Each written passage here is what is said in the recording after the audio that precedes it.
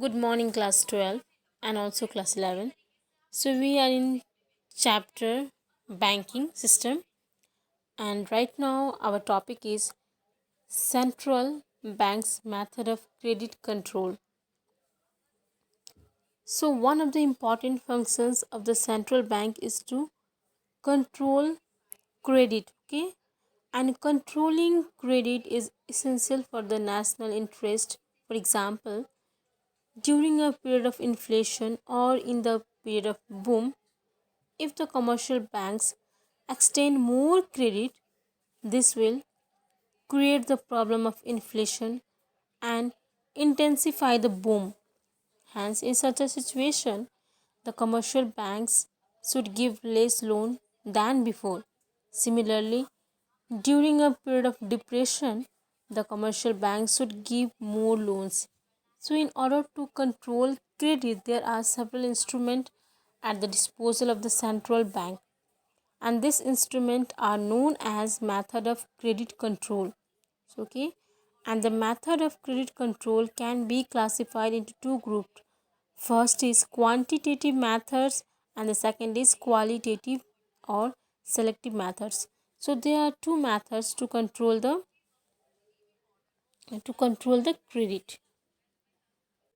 First method is quantitative control, okay, quantitative method, and the second is qualitative method. It is also known as selective method, okay. It's qualitative control or the selective method.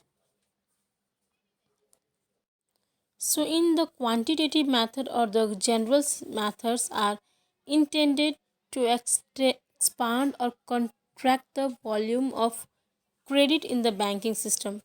On the other hand, the qualitative or the selective methods are directed to control the volume of credit going to a specific sector of the economy. So here selective method means here we control the volume of the credit going to specific sectors, and in case of quantitative method, here we just expand or contract the volume of the credit in the banking system.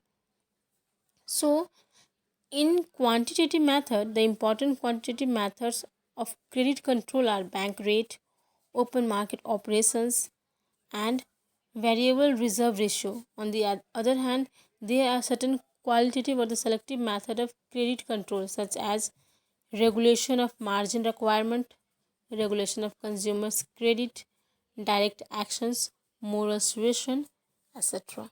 So one by one we will understand everything, okay. So the first instrument of credit control in quantitative method is bank rate.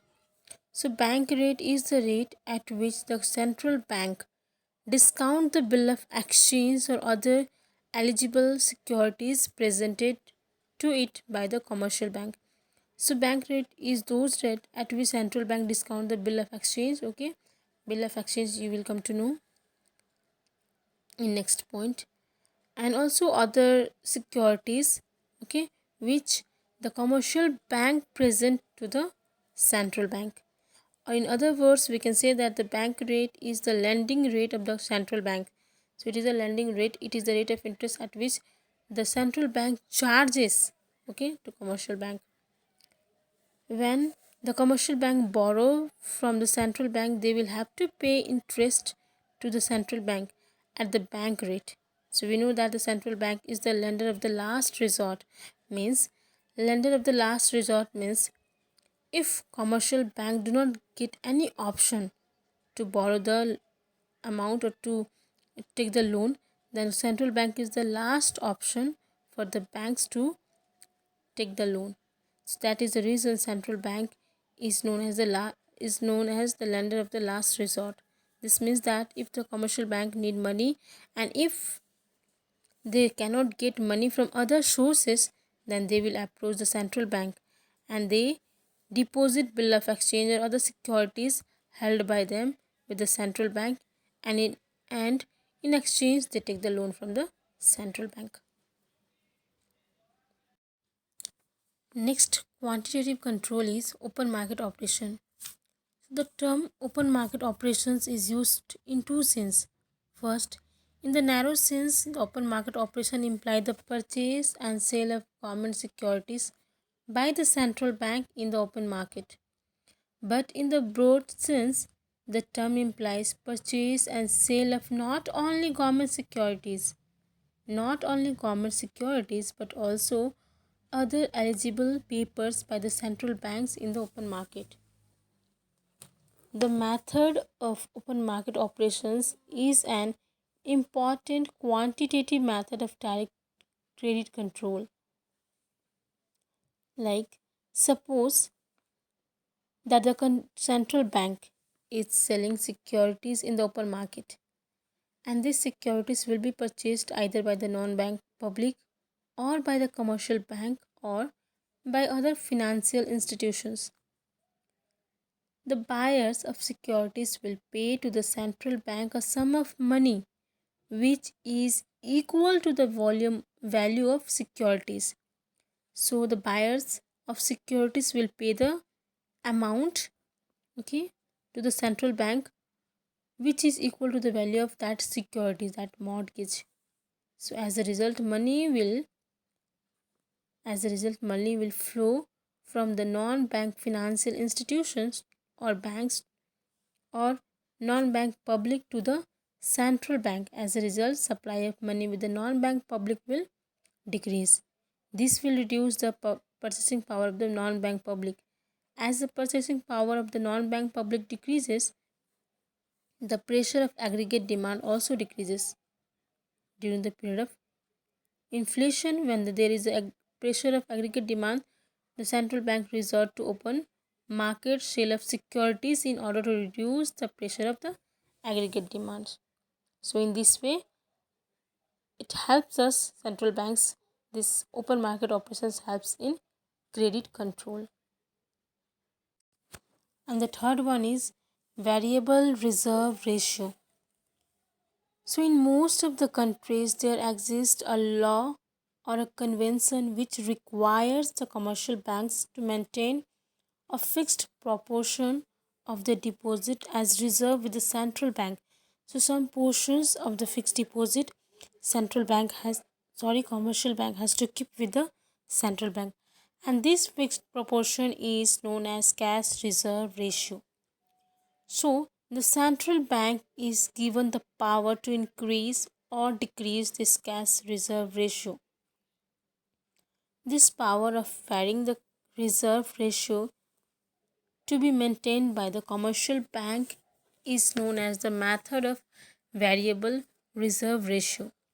Now, let us see how a change in the reserve ratio can regulate the volume of credit granted by the commercial bank. This method of variable reserve ratio is one of the most important method of credit control. It works very quickly and directly. We know that the commercial bank can make multiple expansion of deposit on the basis of reserve maintained by them. The credit creation multiplier depend on the reserve ratio. If the commercial bank maintain 10% of their deposit as reserve with the central bank, then we know that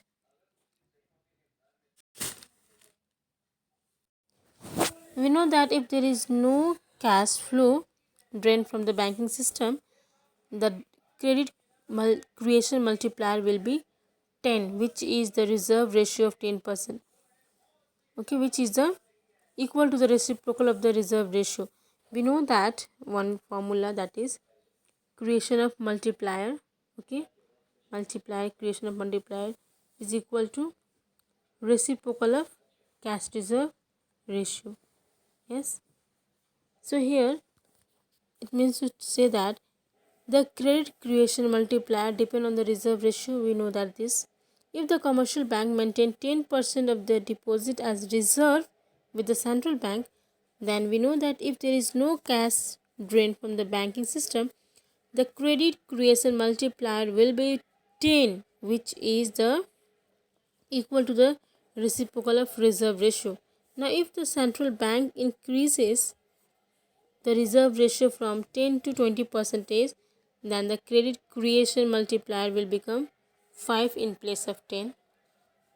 This means that the commercial bank can now make the multiple expansion of deposit which is equal to 5 times their excess reserve. So in this way, if the reserve ratio is raised by the central bank, this will reduce the credit creating capacity of the commercial bank. In the same way, if the central bank reduces the reserve ratio, it will increase the credit creating capacity of the commercial bank.